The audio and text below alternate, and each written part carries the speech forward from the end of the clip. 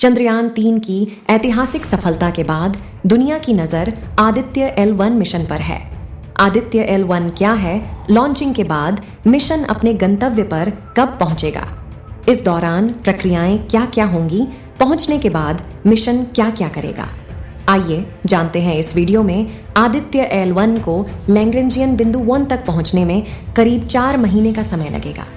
इस दौरान यह 15 लाख किलोमीटर का सफर तय करेगा।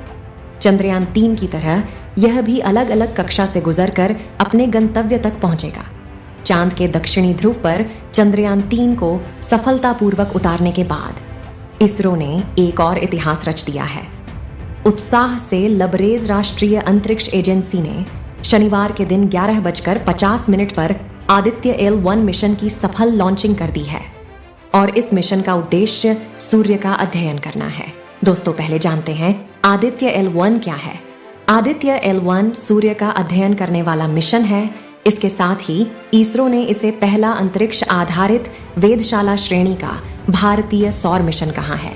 आदित्य L1 का प्रक्षेपण शनिवार के दिन 11:50 पर किया गया। श्रीहरिकोटा के सतीश धवन अंतरिक्ष केंद्र से आदित्य L1 का प्रक्षेपण किया गया।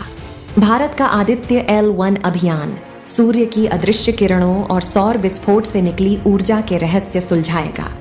अंतरिक्ष यान को सूर्य पृथ्वी प्रणाली के लैग्रेंजियन बिंदु 1 के चारों ओर एक प्रभामंडल कक्षा में स्थापित करने की योजना है, जो पृथ्वी से लगभग 15 लाख किलोमीटर दूर है। दरअसल लैग्रेंजियन बिंदु वे बिंदु हैं जहां दो वस्तुओं के बीच कार्य करने वाले सभी गुरुत्वाकर्षण बल एक दूसरे को निष्प्रभावी कर देते हैं। इस वजह से L1 बिंदु का उपयोग अंतरिक्ष यान के उड़ने के लिए किया जा सकता है। दोस्तों, अब जानते हैं आखिर आदित्य L1 लॉन्चिंग के बाद मिशन अपने गंतव्य पर कब पहुंचेगा। आदित्य L1 को लैग्रेंजियन बिंदु 1 तक पहुंचने में करीब 4 महीने का समय लगेगा। इस दौरान यह 15 लाख किलोमीटर का सफर तय करेगा। चंद्रयान 3 की तरह यह भी अलग अलग कक्षा से गुजरकर अपने गंतव्य तक पहुंचेगा, यानी आदित्य L1 को भी सीधे नहीं भेजा गया है। दोस्तों, अब जानते हैं आखिर हमारा L1 इस मिशन में क्या-क्या काम करेगा।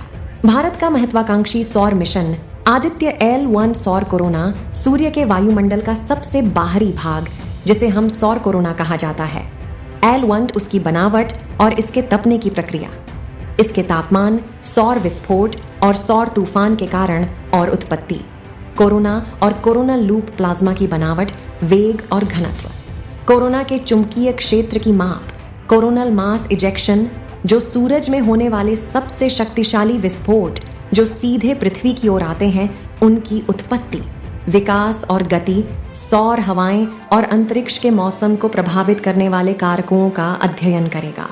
आदित्य L1 मिशन सूर्य का व्यवस्थित अध्ययन करने के लिए 7 वैज्ञानिक पेलोड का एक सेट ले जाएगा।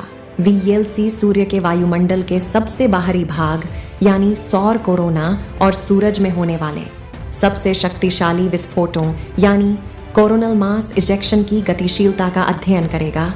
SIUIT नामक पेलोड अल्ट्रावायलेट के निकट सौर प्रकाश मंडल और क्रोमोस्फियर की तस्वीरें लेगा। इसके साथ ही SIUIT UV के नजदीक सौर विकिरण में होने वाले बदलावों को भी मापेगा। Aditya solar wind particle experiment और PAPA पेलोड सौर पवन और शक्तिशाली आयनों के साथ साथ उनके ऊर्जा वितरण का अध्ययन करेंगे।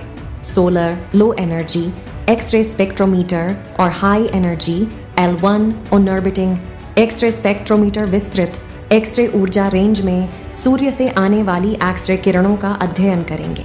वहीं मैग्नेटोमीटर पेलोड को L1 बिंदु पर 2 ग्रहों के बीच के चुंबकीय क्षेत्र को मापने के लिए बनाया गया है।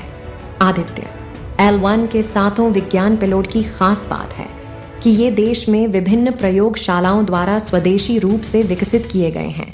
मतलब कि ये पूरी तरह भारत में बनाया गया है। ये सभी पेलोड इसरो के विभिन्न केंद्रों के सहयोग से विकसित किए गए हैं। दोस्तों, हमारी इसरो की टीम की मेहनत की वजह से आज हमारा देश एक के बाद एक मिशन लॉन्च कर रहा है और चंदा मामा के बाद अब सूर्य दादा तक पहुंचने वाला है। दोस्तों, अगर आपको वीडियो अच्छा लगा हो और कुछ जानकारी मिली हो तो चैनल को सब्सक्राइब जरूर करें। और वीडियो को लाइक करना ना भूले और कमेंट में भारत माता की जय जरूर लिखें। धन्यवाद।